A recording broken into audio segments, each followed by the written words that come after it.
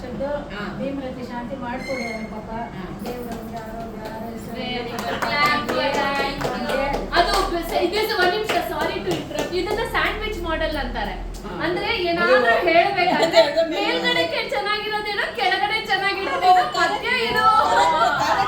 Okay, please continue.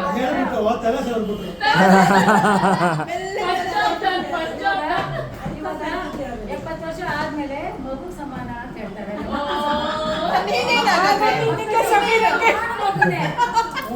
ಸದ್ಯಕ್ಕೆ ಇಲ್ಲಿ ಮಾಡ್ತಾ ಮಗು ಹೇಳ್ತಾರೆ ಇವಾಗ.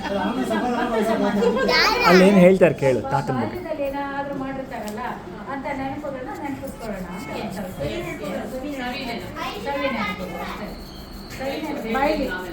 ಅವ್ರ ಕಾಲಿಗೆ ಅದೇನ್ ಕೈ ನೆನಪ ಸರಿ ನೆನಪ ಗೊತ್ತಿದ್ದಾಗ ಕಿವಿಗೆ ಇಟ್ಬಿಟ್ರೆ ಕಷ್ಟ. ಎಲ್ಲರೂ ಕೇಳ್ರಿ ಏನೇನ್ ನಡೆದಿದೆ. ಅವ್ರಿಗೆಲ್ಲ ಗೊತ್ತಿರುತ್ತೆ, ನಿಮ್ಗೆಲ್ಲ ಗೊತ್ತಿರಲ್ಲ. ಅವ್ರ ಹಳ್ಳಿಗಂತೂ ಇದ್ದಿದ್ದು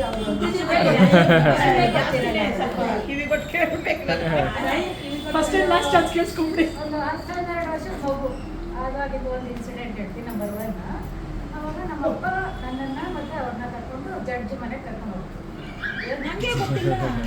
ಜಡ್ಜ್ ಮನೆಗೆ ಕರ್ಕೊಂಡು ಹೋಗ್ತೀವಿ. ಆಮೇಲೆ ನಮ್ಮಪ್ಪಂಗೆ ಮಗನ ಬಗ್ಗೆ ತುಂಬಾ ಹೆಮ್ಮೆ ಜಾಸ್ತಿ ಪಾಪ. ಅದಕ್ಕೆ ರಮೇಶ ನಮಸ್ಕಾರ ಮಾಡು. ಅವನು ಪಾಪ ಕಕ್ಕ ಬಿಟ್ಟ. ಏನಾದ್ರು ಸ್ಪೆಷಲ್ ಆಗಿ ಅಂತ ಎಲ್ಲ ಇದು ಬಿಟ್ಬಿಡೆ ಸ್ವಲ್ಪ ಬ್ರೀಫ್ ಕೈ ಬಿಡು. ಸ್ಪೆಷಲ್ ಆಗಿ ನಮಸ್ಕಾರ ಮಾಡು.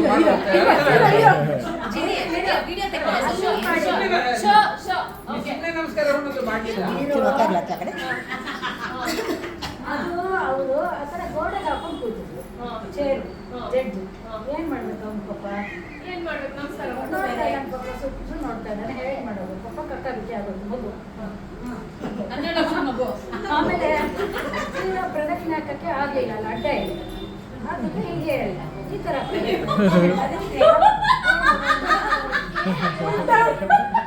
ನಮ್ಮ ಅಪ್ಪಂಗೆ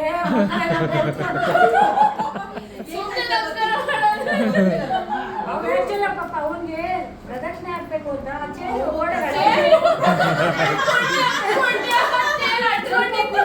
ಸ್ವಲ್ಪ ನಮ್ಮ ಅಪ್ಪನ ಮಾಡೋ ಉಳಿತು. ಸರಿ, ಆಮೇಲೆ ಹಂಗೆ 3 ಹೀಗೆ ನಮಸ್ಕಾರ ಮಾಡ್ದ. ನಮ್ಮಪ್ಪ ಅಲ್ಲಿಂದ ಬಂದು ಏನು ರಮೇಶ ಮರ್ಯಾದೆ ತೆಗೆದು ಅಂದ್ರು. ಏನು ಪಾಪ ಏನ್ ಮಾಡೋದು? ಏನೋ ಮಗಂದು ಹೆಮ್ಮೆ ಇದು ವಿಷಯ ಹೇಳ್ಕೊಬೇಕು. ಅದು ಬ್ಯಾಕ್ಗ್ರೌಂಡ್ ನಾನು ಹೇಳ್ತೀನಿ ಸ್ವಲ್ಪ ಆಮೇಲೆ ಹೇಳಿ. ಈಗ ಈಗ ಏನಂತಾರೆ? ವಾದ ಪ್ರತಿವಾದ. ಜಸ್ಟಿಫಿಕೇಶನ್ ಬೇಕು. ಏನಿಲ್ಲ ಹೇಳಿ. ಜಡ್ಜ್ ಅಂದ್ರೆ ಒಂದು ಸ್ವಲ್ಪ ಹೈ ಜಡ್ಜು ನಮಸ್ಕಾರ ಮಾಡು ಅಂತ ನನಗೇನೋ ಸ್ಪೆಷಲ್ ನಮಸ್ಕಾರ ಮಾಡು.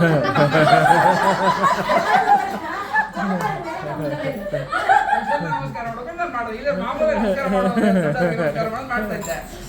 ನಮಸ್ಕಾರ ಮಾಡೋದು